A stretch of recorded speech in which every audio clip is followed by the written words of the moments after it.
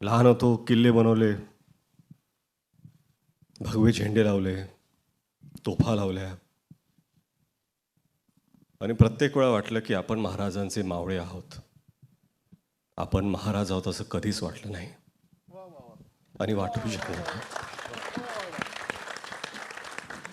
पाचवीत होतो, असाच एक शाळेचा ॲन्युअल डे होता. बाजूला मी मावळ्याची भूमिका करत होतो. भाला घेऊन नाचत होतो मी. माझाच एक मित्र महाराजांची भूमिका करत होता. त्याला मी मुजरा घातला मानाने आणि गर्वाने नाचत होतो.